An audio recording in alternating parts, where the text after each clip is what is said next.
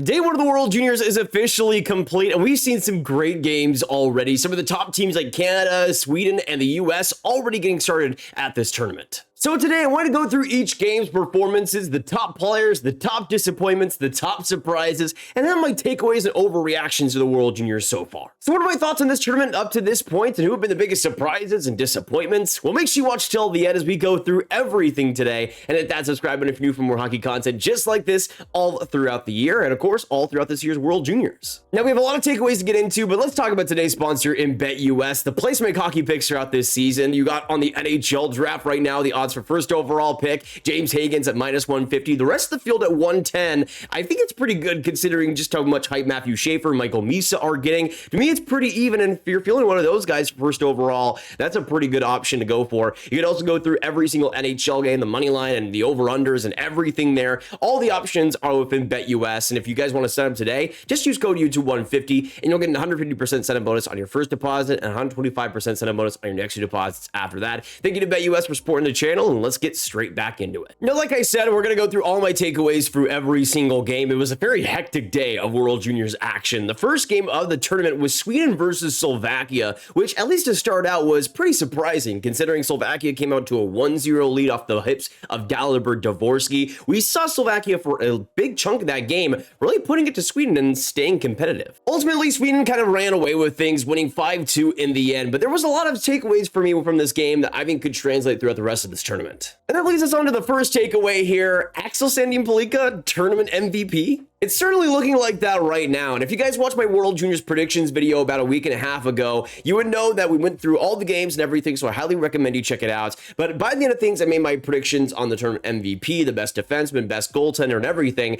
And Axel Sandhagen was my best defenseman. I thought he was going to lead this tournament in points by D pretty handedly. Even though I saw Steve Buell and Matthew Schaefer having a good tournament, to me, Axel Sandhagen was really going to steal the show, and we've already seen that through one game. You guys know, as a former 17th overall pick, we talked about ASP a lot on this channel, but he's somebody that I've absolutely adored, really going ever since his draft year. He was top 15 and top 10 actually in my draft rankings way back when, and so far we have seen him just really get better and better every single season, building upon that foundation of eventful hockey that he produces. And you can see this year in the SHL, 22 points, 8 goals in 25 games. He was somebody that in terms of raw production, maybe had the best pedigree of any defenseman coming in. And you can see so far in his one game, 3 goals, 1 assist, 4 points. His game versus Slovakia was one of the best opening games I've really seen in recent memory, especially out of defensemen. He was absolutely prolific. Every time he stepped onto the ice, Sweden was a completely different team. The pace that ASP was providing, the deception, the quickness,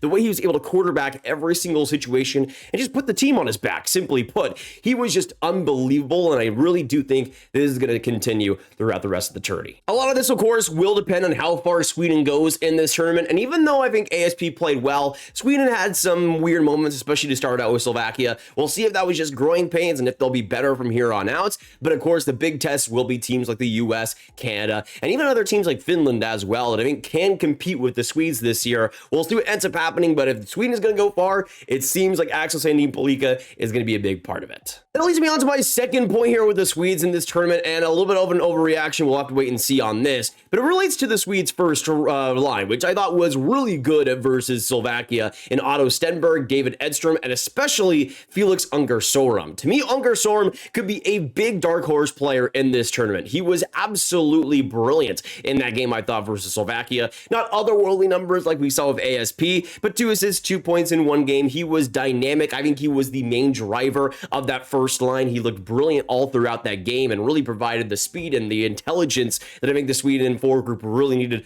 all throughout that game versus Slovakia. He, to me, is going to be a very important piece for the Swedes in this tournament. If he can continue to come up big, that whole forward group just looks so much better. Really, that first line in general is going to be extremely important for Stenberg. He had a great U20s last year, getting 9 points, 5 goals in 7 games. Can he replicate that and get even better than that? You also have David Edstrom, who's also going to be a big one in this tournament. A lackluster U20s last year, but he's on this first line with Ungersorum and Stenberg and can really have an opportunity here to push the play. We'll have to wait and see, but to me, this first line has to be a difference maker for the Swedes to go far. But so far, especially in players like Unger Sorum's case, they've been extremely impressive up to this point. And of course, a big performer is a Carolina Hurricanes prospect, pretty much as always. Next up, we go on to the US's 10-4 win over Germany and the takeaways from that, and there are a lot of them, especially from the US side. Let's, of course, talk about the player that is in front of the screen right here in Trey Augustine, because I think it needs to be talked about. Germany had a pretty strong effort, even though they lost that game versus the US.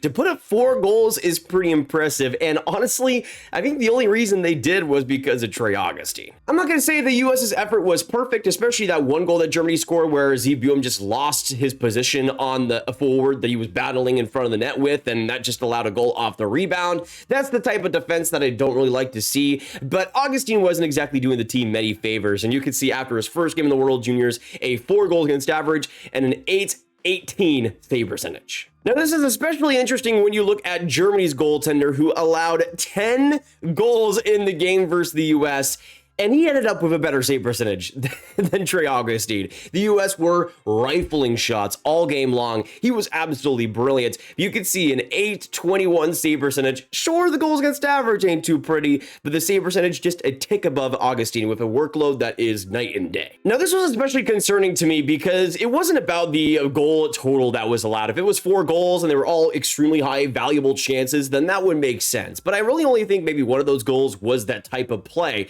A lot of the goals here, especially to start out, were really fluky. They were perimeter shots. They were either shots that Augustine didn't see, or it bounced off his glove, or just tiny mistakes that led to goals in the end. And I think in Augustine's case, he's a goaltender that rarely makes those type of mistakes, especially even on the world stage. You can see just how brilliant he's been. You look at the last U20 World Juniors, where he got a 936 save percentage in 4 games, a 1.75 goal against average. He was great at the World Championships too for the US, getting a 929 save percentage. He has been prolific for the US at his best moments. He's been great in the NCAA in his biggest moments too. And the fact that we are starting to see this weird inconsistency already is concerning, especially since I thought for the US to have a chance at that gold medal, Augustine would need to come through. I think for a lot of people, he was the de facto goaltender of the tournament prediction. He was the leading guy because he really was the only goaltender coming into this tournament that had true hype, that was a bona fide top 10 goalie prospect in the league. No other team quite had that. You could argue in cases like Michael Robel that he can be that type of player, but we haven't quite seen that in consistent stretches. With Augustine, we have, and we saw him do it last year as he led the US to a gold medal win. And the fact that we have seen an inconsistent performance to start out, sure, it could be rust, but it is still concerning. I'm willing to give him the benefit of the doubt because of just how well he's played in the past, but not a great start for Augustine. He's definitely going to need to turn it around for the US because this is something that cannot continue. If Augustine is inconsistent, I think the US are out the door pretty quickly. Now on to much better news for this US team. Let's talk about some other players that I thought were really interesting. Cole Hudson was somebody that really surprised me in this game. I mean, Cole Hudson is somebody that is shades of his brother in lane, but I don't know if he's able to truly reach that potential sometimes. But this first game that we saw out of him was absolutely unbelievable. I mean, you could see 5 assists for 5 points, and those aren't fluke points either. He was absolutely dynamic, using his skating, using the confidence that he has. He literally looked like Lane Hudson out there. At his best moments, he looked like at Lane Hudson's best, controlling the play with the possession and just using that confidence to overwhelm opponents. He was absolutely brilliant. He's had a good freshman year already so far for BC, 14 points in 16 games, but this is truly the best I've ever seen him play, and he is somebody that could be a real dark horse for this US team. We talked a lot about Zebulon potentially being a top defenseman for this tournament, but if you look at just this first game, Cole Hudson was miles away than what Zebulon was putting out there. So we'll have to wait and see if that's a trend, if that continues, but at the very least, Cole Hudson is somebody that has been impressive so far on that second pair. And he's also got 2025 draft eligible Logan Hensler, who I thought also had a very solid game. Didn't get any points, but was a big part of Hudson's confidence, allowing him to go up the ice and not worry about defending like he needed to. Hensler could be there in those prime situations to really control the play and get the puck back to him. And I think those two really worked together well. To me, they were by far the US's most effective pair in that game. And to me, that's a pair that potentially could be the most valuable as we continue on in this tournament. But so far, Cole Hudson, really impressive and another Caps draft pick on this World Juniors whole tournament that's impressing so far. Now, we also wanted to talk about another 2025 draftee, and of course, James Haggins, who had a great first game for the U.S., and he was somebody that I think really needed to surprise. He really needed to come up big in this tournament to raise back his draft stock to first overall. He's not somebody that ever left my number one spot. It was extremely close. It still is extremely close in my opinion, but he was somebody that always still stuck as my number one because of the raw talent, the tools that he has, the pace that he can provide, and I think we did see that in this game. You could see in one game, of course, 2 goals, 2 assists, 4 points. Obviously, a lot of help by Perreault and Leonard, but the fact that he is able to dominate this way, and I think look like the best player in that game. I think Perreault ended up getting the player of the game, but honestly, Haggins to me was just on a different level. He was somebody that was really providing so much pace, so much opportunity for his line mates, and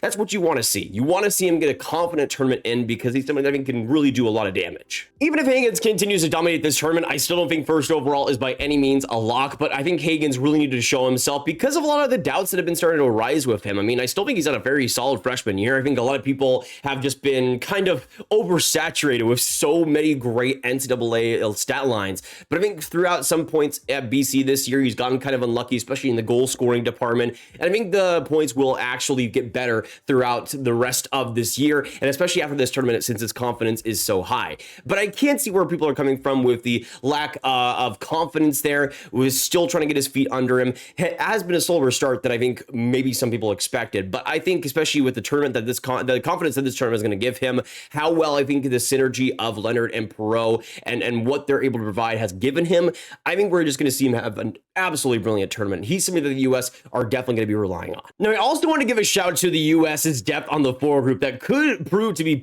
pivotal for this tournament. You have a lot of players that I've liked quite a bit for a while. Carey Terrence, Brandon Savoda, Brody Ziemer, Max Plant. All of these guys had a really great first game versus the Germans. I thought especially Carey Terrence had an excellent game. That goal was just beautiful by him. Brandon Savoda was brilliant in terms of a physical net front presence role. He was perfect for that. You also got Brody Ziemer, who also got a couple of goals in the first game. He's somebody that I've always loved, just an absolute bulldog out there, and he was exactly that for the U.S. in this tournament, especially when you look at that bottom six. You, of course, are going to have the first line of Haggins, Perreault, and Leonard. They're always going to be dominant when they're on the ice. But if the U.S. can get this secondary scoring, if they can get the consistency in their bottom six, that gives them a much stronger chance, in my opinion. And so far, what we've seen, so good. Now we go into the Czechs versus the Swiss, a 5-1 win for Czechia, and this was, I think, a pretty strong one for them to open this tournament. I think they're going to surprise people again, just how consistently they've been surprising people over the last couple of years. They built themselves into kind of the new Finland. That will be this surprising team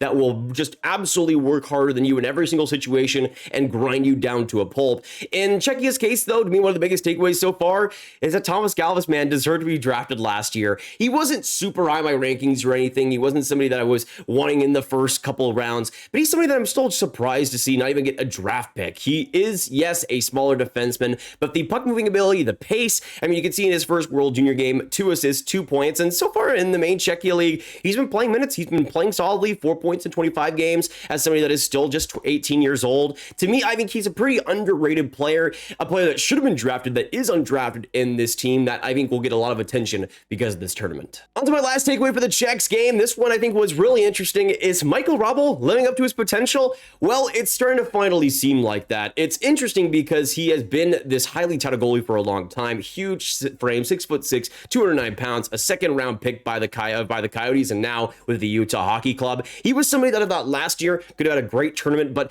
really wasn't the guy for them. An .877 save percentage was kicked off to start out in the last game of the tournament, in the bronze medal game, and just was not a good look for him. This year, there was worries that maybe that would repeat, that he would come into a tournament and look to be playing well, but never actually find that momentum. Well, in the first game versus the Swiss, and sure it is Switzerland, he looked pretty great. He got a .962 save percentage, and I thought looked a lot more effective, a lot more confident than I think we've seen before, and I think that is huge for him. I think his game can kind of crumble when things get bad and when that pressure is on him, so to see the pressure be on him and him start to really succeed with the net, I think will be pivotal for the Czech success. I think they will be be a big surprise, but Robel has to be a big part of that. The goaltending needs to be there for Czechia, and it seems like it might, which now that that's into play, I think the Czechs are the underdog of the tournament and should really be considered for your respect because they have a lot going for themselves and are looking quite solid. Now going on to another goaltender here, and let's get into the Canada versus Finland game, a scrappy one, especially for a long time. It was a close game between a couple of goals. Finland, especially their goaltender, which we will get into, just absolutely kept that game as close as it could possibly be. Canada ended up running away with it, unsurprisingly, but a big reason for that, I thought, was Carter George, who I think was spectacular. He had the inside track to be the starter, but of course that goal was always in flux. We didn't really know whether that would be him completely. We do see Ivan Kovic playing this game, but I think George will be the starter for the foreseeable future. He's somebody that has big talent and big potential. 57th overall pick by LA. He's somebody that I think had a solid season last year, and this year is on that same similar trajectory. But you can see he has been a great international goalie. In the U18s last year was brilliant, a .915 save percentage in 6 games. I thought looked great there, and he was somebody that if he was a starter, was going to be a little bit early, just turning 18 this last May, but somebody that can fill that type of role. I think in George's case, he's somebody that has the potential to be this great international goalie, this guy that can really perform consistently, and so far for Canada, we are seeing that. I'm sure a lot of you guys got to witness his confidence and especially the willingness to play the puck. That was something that caused a couple of problems throughout that game, but man, he absolutely loves to play. He loves to get active, and that is just George's game. He isn't a quiet guy. He isn't somebody that is just going to just stand by and let things happen. He wants to be involved in the play in every single situation and make the big saves, be there in the biggest moments. And in George's case, he is that type of goaltender now for Canada. He has the inside track, I think, to be the starter for the rest of the tournament, and it's good that Canada found their guy. There was a lot of options for this team and players like Björn and Ivan Kovic and George, but to me, George had the talent to be the starter, and I'm glad he's running away with it now. Let's also talk about Gavin McKenna, who is going to be a difference maker in this tournament. Just turning 17 this last December 20th, he is somebody that is going to have a lot of eyeballs on him, but already showed up well. You saw that great Matthew Schaefer seam pass to him to score that first goal, but the relentlessness on the puck and just the quickness, the deceptiveness, the skill level, the talent. He was one of Canada's best players throughout that whole game, the foregroup, and just how well he was able to be a synergized player throughout that lineup. He, to me, is going to be a true difference maker. He was my MVP pick, so I'm a little bit biased in that department,